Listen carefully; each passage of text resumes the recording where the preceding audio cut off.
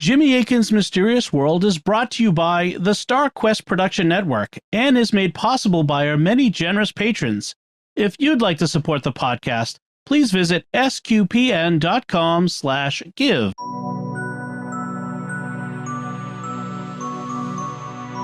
You're listening to episode 291 of Jimmy Akin's Mysterious World, where we look at mysteries from the twin perspectives of faith and reason.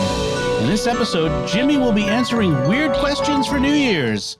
I'm Dom Bettinelli, and joining me today is Jimmy Akin. Hey, Jimmy. Howdy, Dom. It's the Friday before New Year's, so as is our custom, we're bringing you another episode of Weird Questions with Jimmy and Cy Kellett of Catholic Answers Live. Jimmy, what topics are you going to be answering today? We're going to be talking about baptizing faeries. What does Marvel's soul gem do to the fate of your soul? What happens to your soul if the Borg assimilate you? Did Adam and Eve poop? Can you baptize an unborn baby? Is it possible to marry an alien? Would time travel cause an alternate universe? What are the implications of deathbed visions? And are there possibly an infinite number of past timelines leading up to the present moment? And more. Excellent. Those are interesting questions, so let's listen to your answers.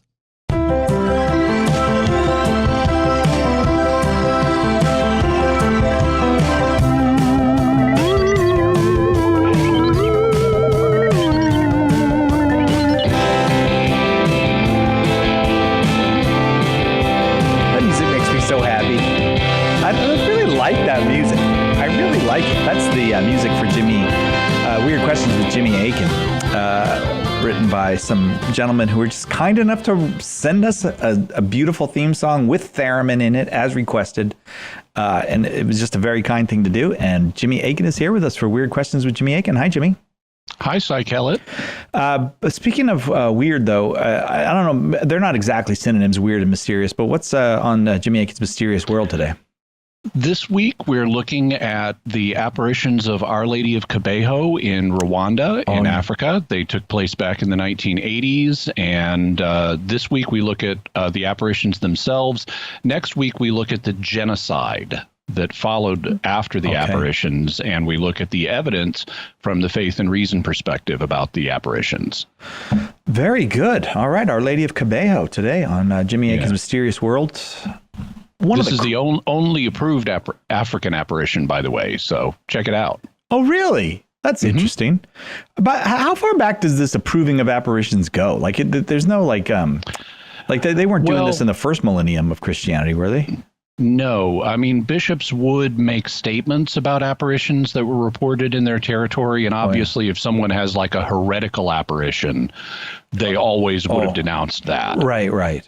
I see. But in terms of the modern system of approval, it's more recent than that. I believe it goes back a few centuries. One of the key works on evaluating private apparitions was written by Pope Benedict XIV.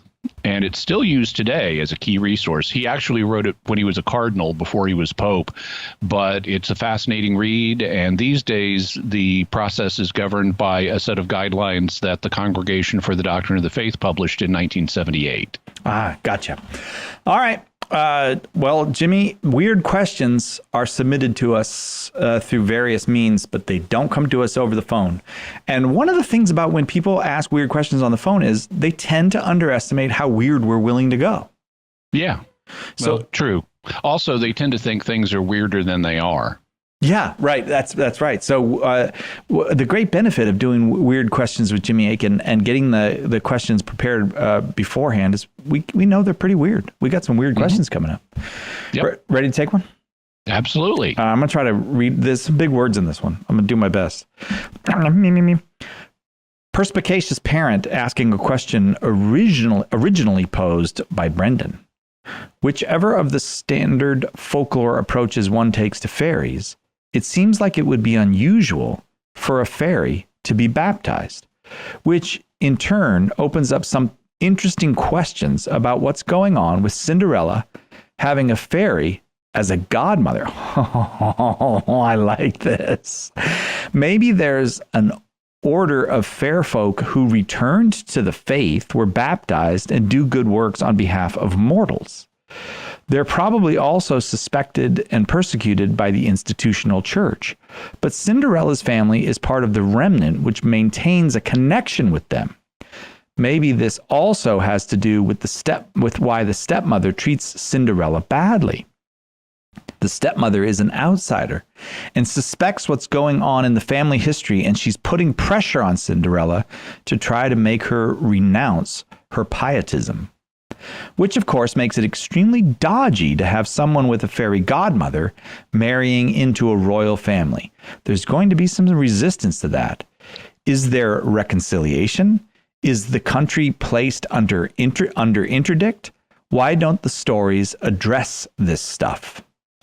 Okay, so Cinderella is a folk tale, and as a result, there have been bunches of different versions of it. In fact, Cinderella seems to be one of the oldest folk tales, and variations on it occur across multiple different countries and cultures, including, I mean, not just in Europe, but all the way over in like China. And so it's had a bunch of different variations, and it's not always a fairy godmother. Fairies are sort of a European concept, at least the idea of a fairy godmother would be, because that's where Christianity spread, and you have godmothers in Christianity. But in other versions, it's not a fairy godmother. But in terms of the ones that do have a fairy godmother, there are a few interesting things to say. So Perspicacious Parent asks on behalf of Brendan about how the royal family would be involved here. You know, if Cinderella had a fairy godmother and was marrying into the royal family with Prince Charming, and then also the church. Well, I don't think the church would be interested in persecuting fairies. The church is interested in sharing the gospel with everyone it can, and if a group of people, whether they're fairies or not, wants to be baptized, the church is going to be on board with that. It's going to want to evangelize those people. Mm-hmm. Similarly, I don't think a royal family is going to have a problem here because according to various accounts, and there are many different accounts of fairies and what their culture is like, but according to some accounts, they are kind of a military aristocracy. And if I'm Prince Charming and I need to defend my territory and things like that, I would want allies who are a supernatural military aristocracy that could help me out. I mean, who wouldn't want immortal warriors capable of performing magic on your behalf? So I think that actually a royal family would be very interested in having alliances with fairy folk. In terms of it being unusual for them to be baptized, the tradition is actually mixed on this. If you look in compendiums of fairy lore, this meaning like not just made up books by modern authors, but ethnological folkloric surveys of what people have believed about fairies. Fairies actually, and their related, cousins, trolls and dwarves and things like that, actually seem to display a rather significant interest in being saved. There are numerous reports of these magical folk coming to humans and asking, is it possible for us to be saved? And they get very upset if you tell them no. Mm-hmm. There also are, there also are accounts of fairies confidently asserting their expectation in salvation through Christ, and so there are traditions that go the other way, but it's actually mixed. So I guess it might depend on the group of fairies you're talking about. If you're interested in reading about the kind of folkloric study of fairy lore that I mentioned, a book you might want to check out is called The Fairy Faith, meaning the fairy belief or belief in fairies, The Fairy Faith in Celtic Countries by W.Y. Evans Wentz.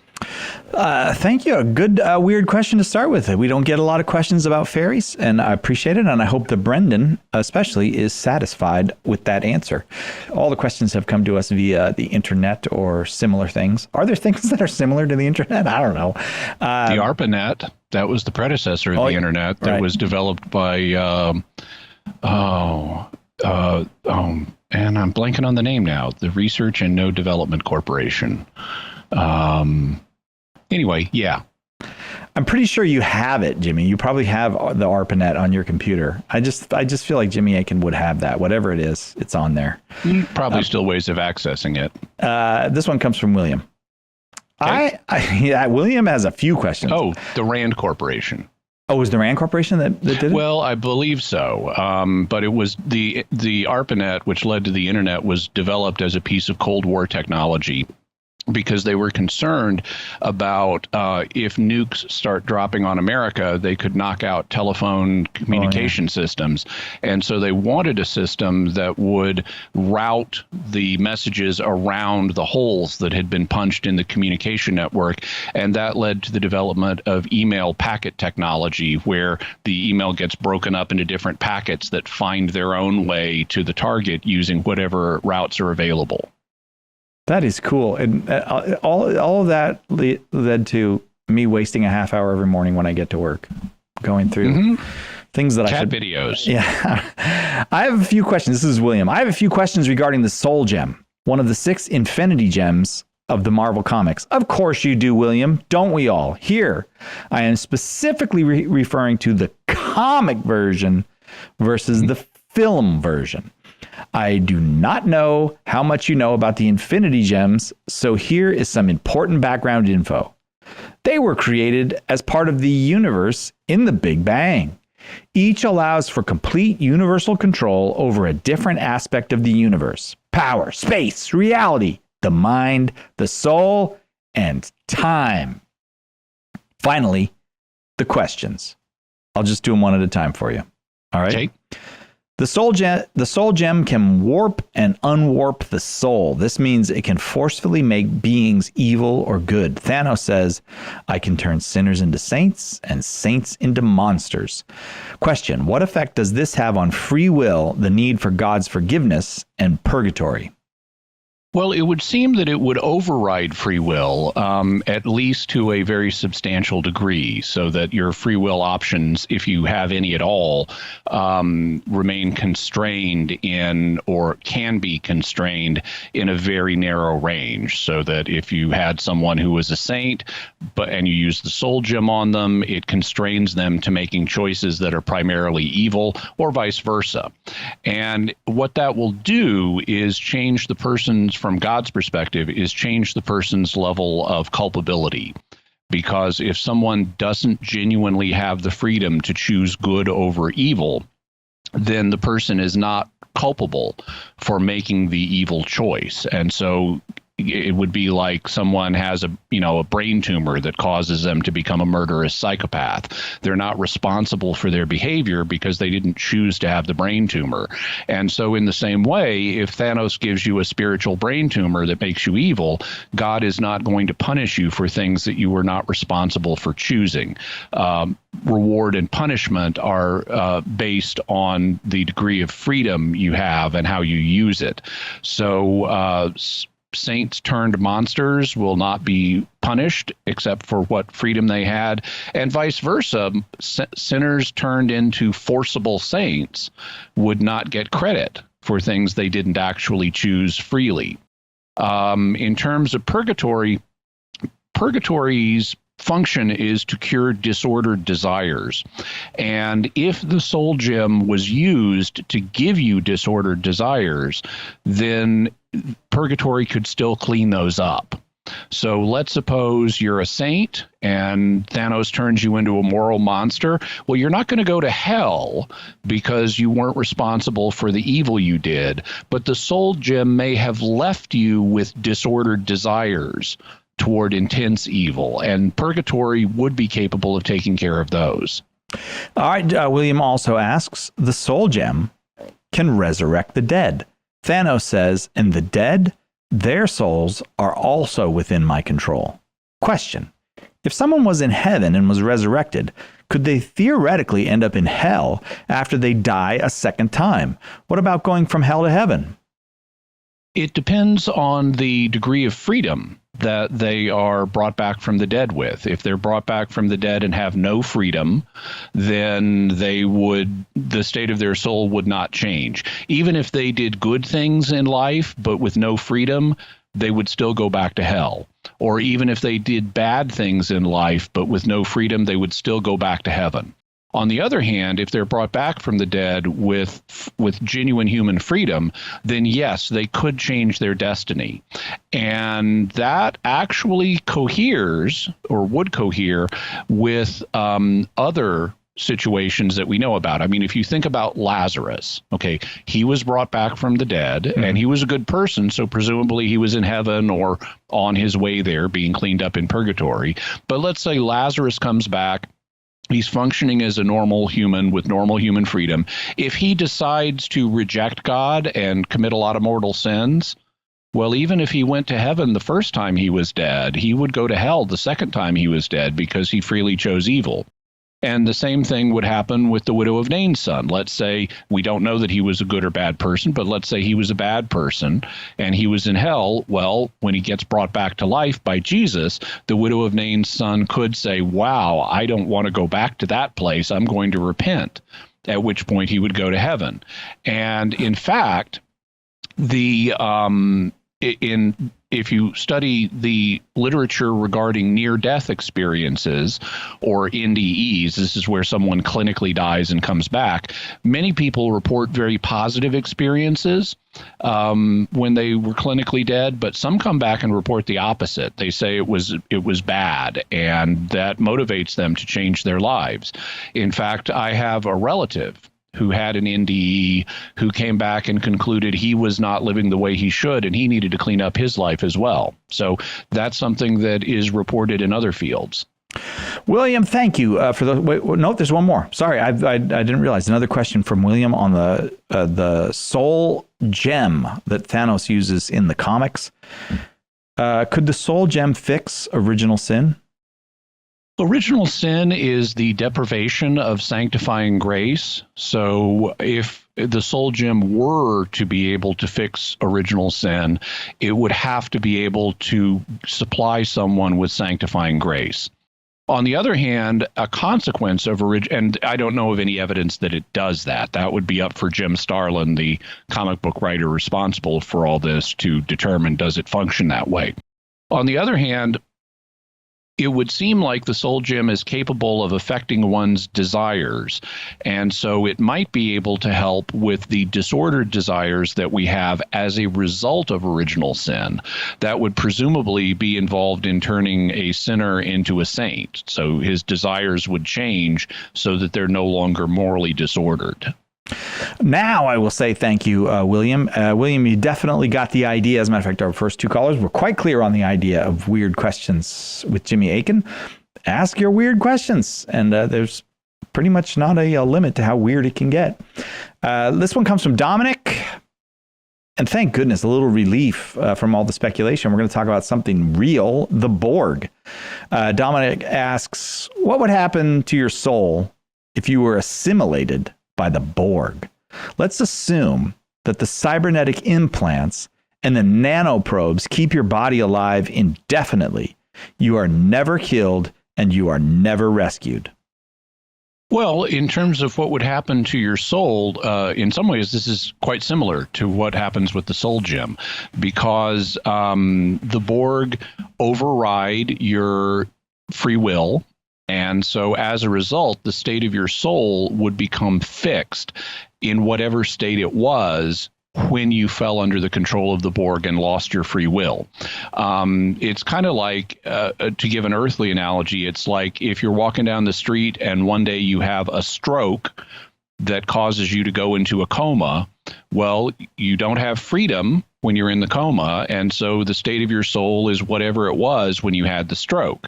If you were in a state of grace, you remain in a state of grace. If you were not in a state of grace, you remain outside of a state of grace.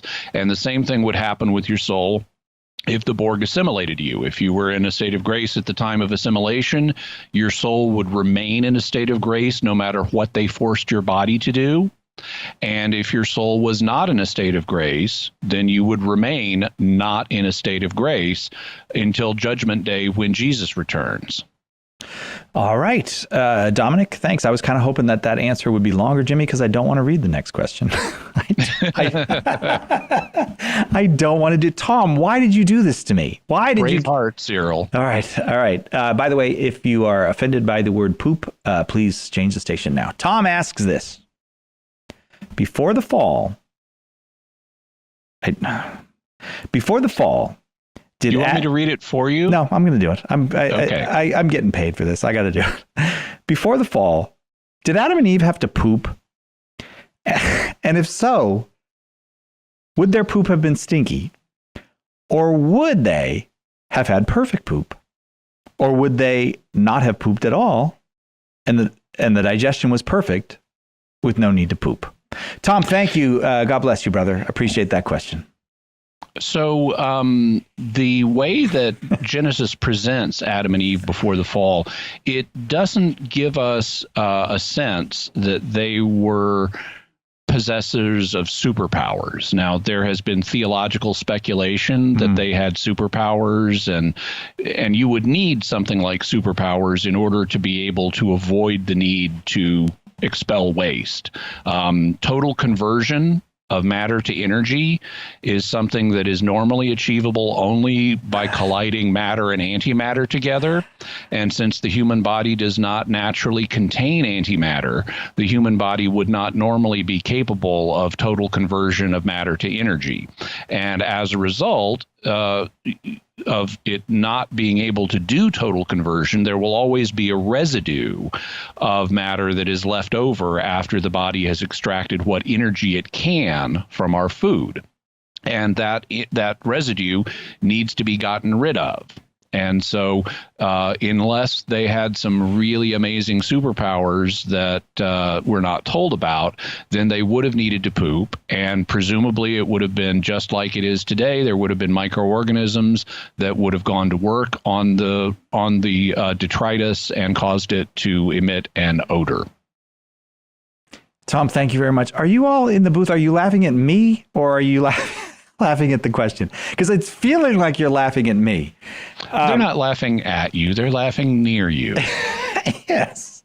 I've never been so just viscerally opposed to the word residue before in my life. Tom, thanks for the question. This one comes from Jill. It's weird questions for Jimmy Akin this hour.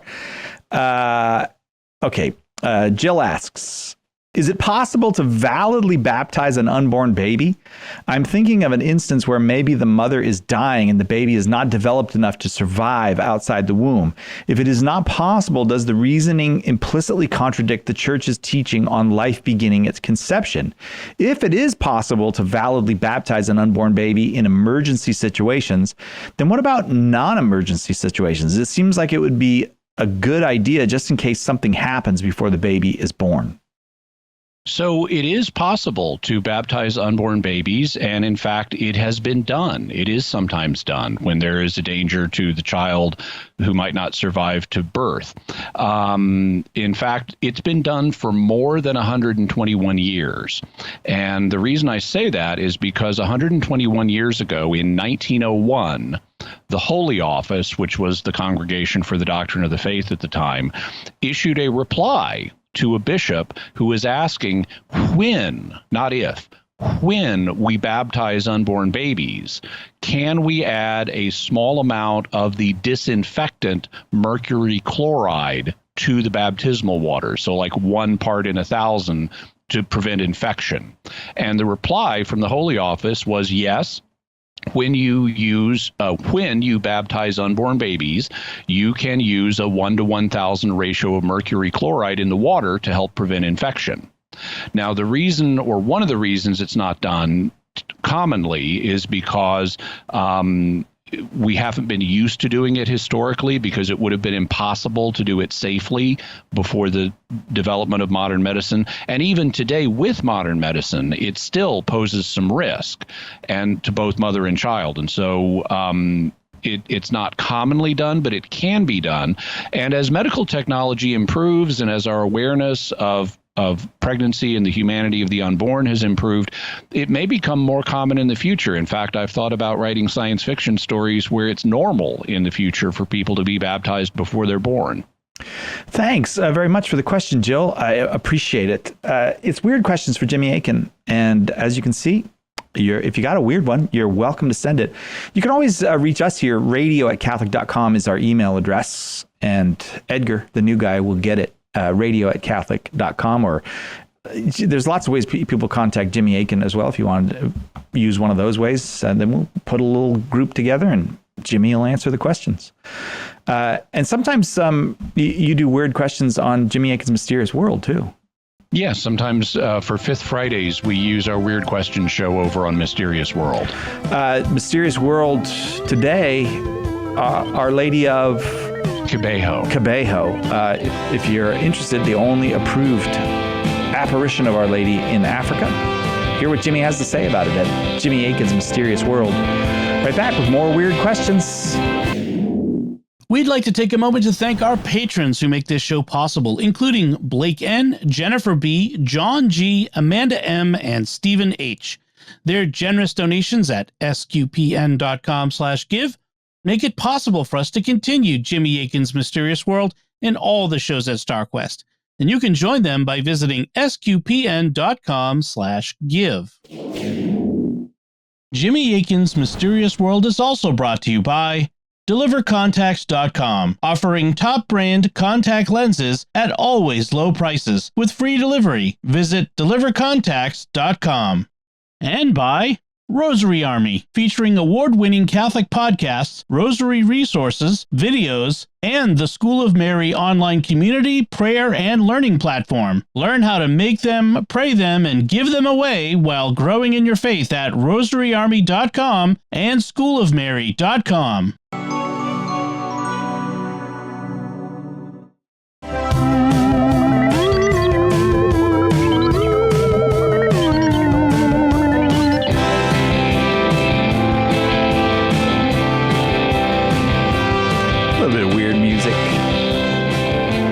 Weird music for Jimmy. I always want to say Jimmy Akin's Weird World, but that's not it. It's Pauline Dakin's Weird World. Is there a thing called Pauline Dakin's Weird World? Well, in essence, Pauline Dakin was a Canadian woman who grew up with some very strange things. I listened to that episode of Jimmy Akin's Mysterious World. Now I know who you're talking about, the Weird World. Yeah, right. Exactly. And she later was told that the reason that so many strange things happened when she was growing up is because she was being protected from her father, who was an organized crime leader, and that in Canada there is a whole secret organized crime protection service called the Weird World. Yeah. That's one worth listening to. There's a lot of good episodes. You all should check it out. Jimmy Akin's Mysterious World. But that's not what this is. This is Weird Questions with Jimmy Akin on Catholic Answers Live. And more weirdness to come. Here we go. Todd asks this, Jimmy. What criteria would the Catholic Church have to consider if someone wanted to marry an alien?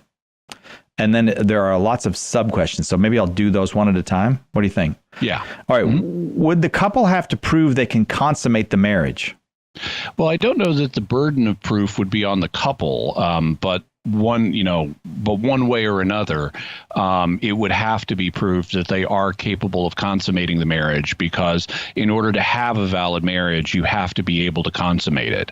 If it's not possible to consummate it, if there is, as the canon law says, antecedent, perpetual, incurable impotence, then it won't be a valid marriage. So even if you choose never to consummate, you have to have the ability.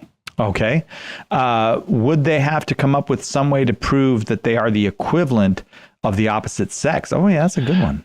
Yeah. Again, I don't know that the burden of proof would fall on the couple to prove this, but anymore, I mean, presumably biologists would be able to look into this and so forth. But in essence, yes, because you can't have two persons of the same sex marrying each other.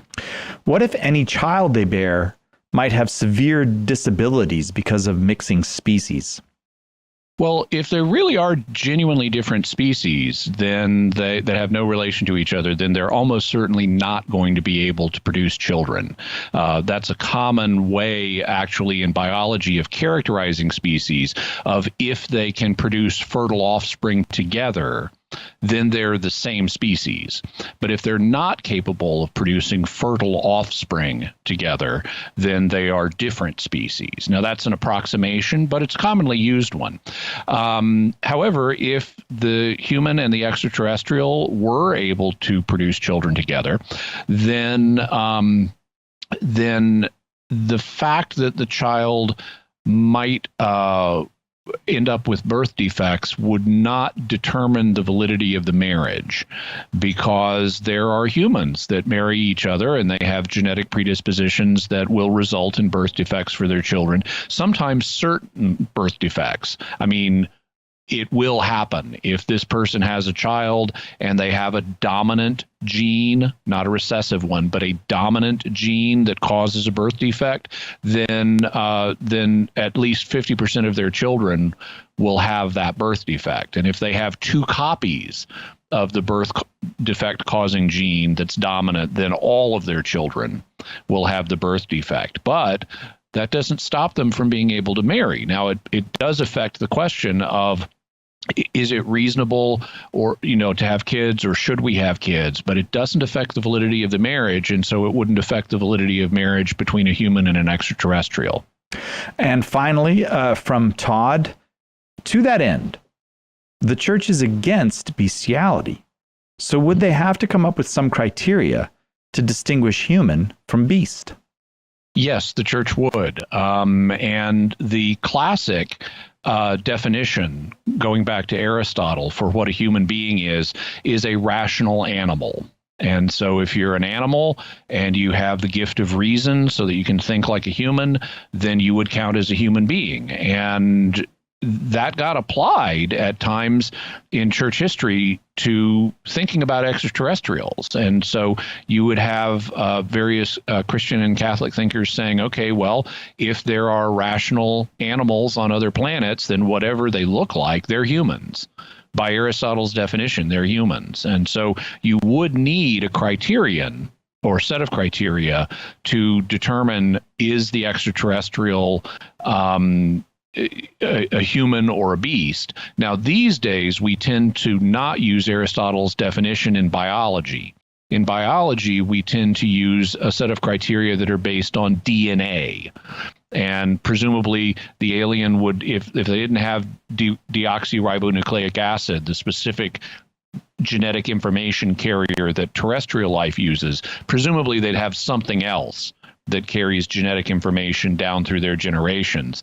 And so that would make it look very much like they're not a human by a biological definition. And so the church would ultimately have to come to a conclusion about which kind of definition predominates. Is it the biological definition or the more philosophical definition that would govern this question? And that's a question that the magisterium has not yet considered. Thanks, Todd. Weird questions for Jimmy Akin this hour. Up next, a weird question from Anne. Why do all representations of the cross depict the corpus with a wound on the right side when the heart and pleural sac are on the left? Go ahead. Go ahead. Would blood and water gush forth from the right side when a spear pierced? So I'm not an art historian, so I don't know the answer to this question for sure, but I suspect that it may be due to the influence of the Shroud of Turin. The Shroud of Turin, after it became well known in the Middle Ages, it had a prominent influence on Christian art. And on the shroud, the spear is depicted as going through, at least this is what I've read according to a recent study that was made of the shroud. It depicts the spear wound in such a way that the spear would have gone through Jesus's right lung. And artists could have seen that maybe in the early days when the shroud was more vivid than it is now, because it's 2000. Depending on your estimate, it's between 1,000 and 2,000 years old, and things fade. Images can fade over that time. So it could be that that back when it was first becoming well known in Europe, artists noticed that, oh, the spear wound seems to be on the right side of the man on the shroud, and so we're going to depict Jesus that way.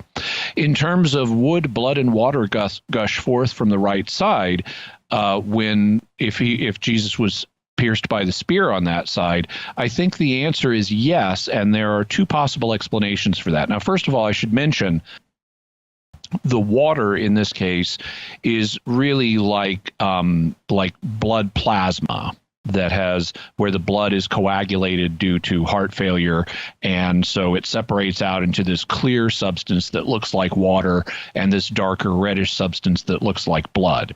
And that will collect either in the pleural cavity around the lungs, or it will collect in the pericardial sac around the heart. And so the spear could, and actually I guess there are three ways that you could explain this. The first one, if the blood and water is in the pericardial sac around the heart, and Jesus's heart is more on the left side than the right side, because hearts are not really on one side or the other. They're kind of in the center, but they lean to the left typically. One way you could explain it is if the spear goes in deep enough to get all the way to the pericardial sac, and then when the spear comes out, it opens up a channel, allowing the blood and fluid from the pericardial sac to flow out on the right side. Another possibility is that the blood and plasma was not in the pericardial sac, but just in the pleural cavity around the lungs. And in that case, when the spear goes through his right lung, it creates a hole into the pleural cavity, and when the spear is withdrawn, it allows the blood and plasma from the pleural cavity to flow out. The third option is that Jesus had a condition known as situs inversus. In situs inversus, the ordinary positions of the internal organs are flipped. And so instead of Jesus's heart being central but primarily on the left, it would be central but primarily on the right. And in that case, then the spear coming in through his right side would have had easy access to the pericardial sac around the heart, allowing the blood and plasma in the right-sided heart pericardial sac to flow out. Wow. All right. Thanks very much, Anne, for that very interesting question. There's more weird questions to come. Jimmy Akin is our guest. Right back after this. I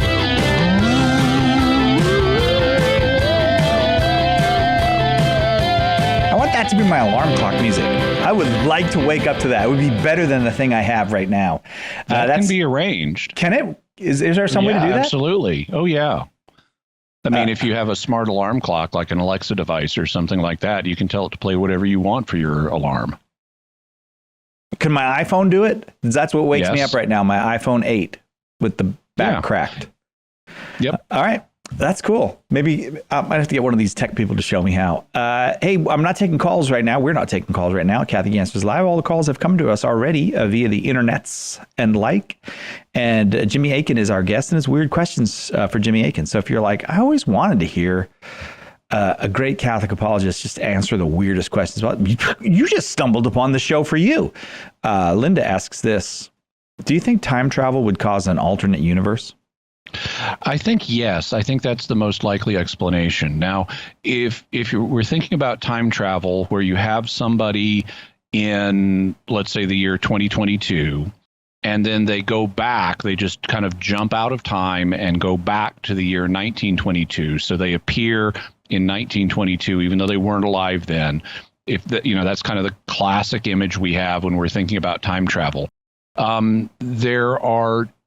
You would confront what's known as the grandfather paradox. And basically, let's say your grandfather is alive in 2022, but your father is not. Well, if you kill your grandfather in 1922, your father will never be born, and therefore you will never be born. And if you're never born, you wouldn't be able to go back to 1922 and kill your grandfather. And you're really mad at your grandfather. Maybe deal with the family issues. Don't go through time travel and kill him. I mean, come on. Certainly that's one option. Okay. But suppose someone is so mad at their grandfather they want to kill him. Well, in that case, we'd seem to have a paradox where if you go back and do this, then you can't go back and do it. So how could we conceive of time travel given the possibility of this paradox? There are two principal explanations. The first is that there is some kind of chronological protection principle that will prevent you from being able to kill your grandfather so that the situation never arises. And this would also exclude all similar paradoxes. But it seems very hard to imagine how that would be. You know, I mean, if you go back to 1922 and you're a normal functional human being, you should have the ability to point a gun at your grandfather and pull the trigger and have the gun work. It would seem to require really strange sets of coincidences to be able to prevent that from happening if you were determined to do it. And we don't have evidence that the universe contains mechanisms to cause those kinds of coincidences to happen. So that leads us to the other interpretation, which is that when you go back to 1922 and insert yourself into the situation there, which you were not originally in, then you are essentially causing the timeline to branch. And so you're now in an alternate timeline. And if you kill your grandfather, well, it's true, your father will never be born, and therefore you will never be born in this timeline. But we don't have a paradox because you're not from this timeline.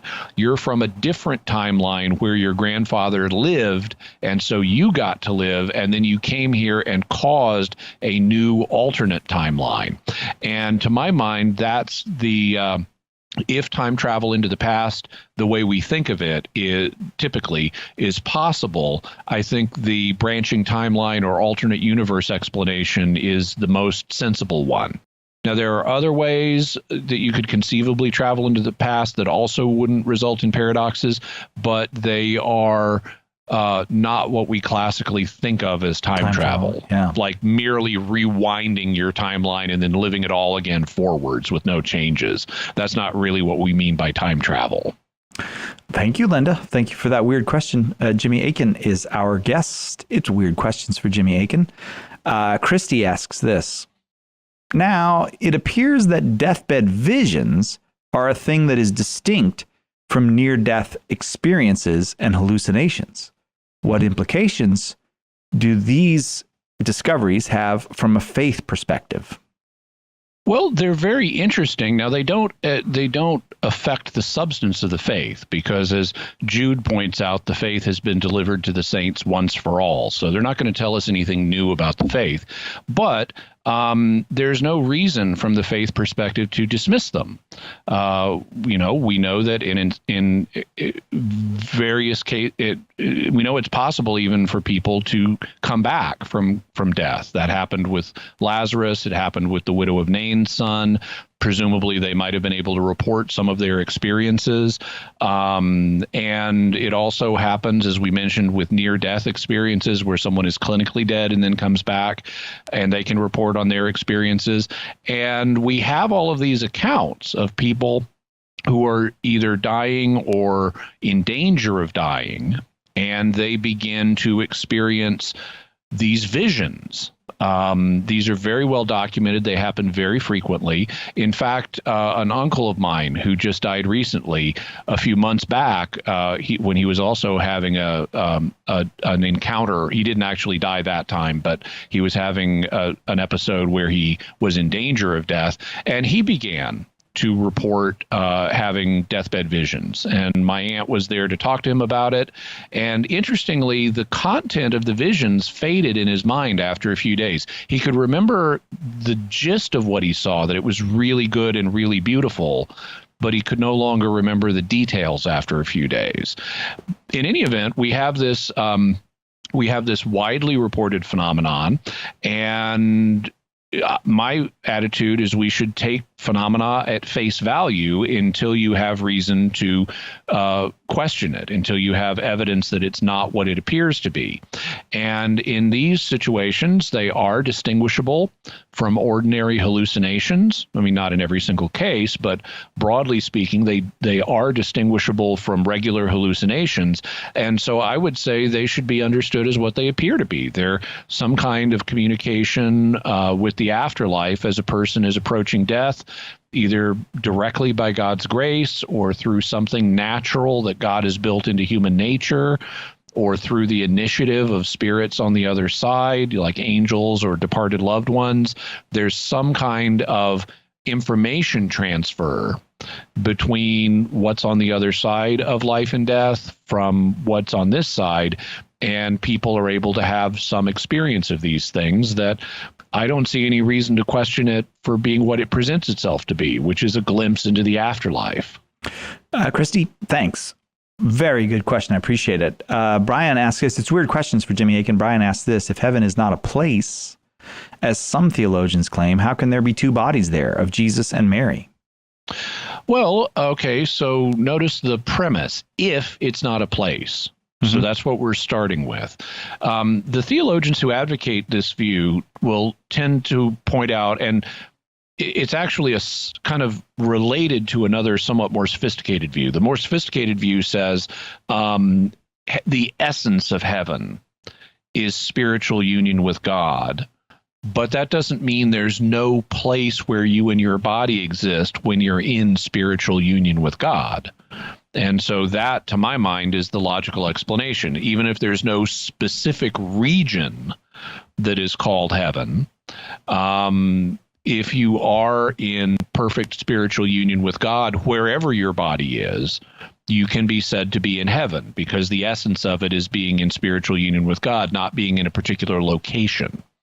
And there's then another possible view, and I don't know, this may be advocated by some theologians, though I don't know any particular ones off the top of my head, who would simply say there is no spatial location that your body is in at all when you are in spiritual union with God. I don't know anybody who would say that. And if someone did say that, I would be skeptical of it, because it is a matter of biblical teaching and church teaching that we do continue to have our bodies in the resurrection, and that Jesus and Mary have their bodies with them now. And so that would mean that wherever they are, even if matter is not stretched out in space and time the way it is in our universe, wherever they are now is at least capable of receiving matter and keeping it together in some form, so that it remains a single body for Jesus and a single body for Mary. So it may or may not have the dimensions that we do. The physics there may not work the same way, but it's at least capable of receiving bodies that are native to our universe.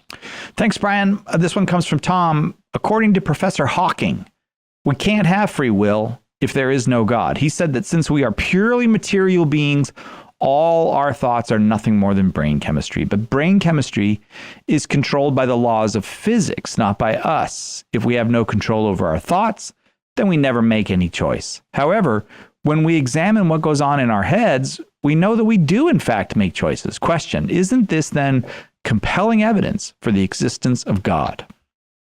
Well, I tend to be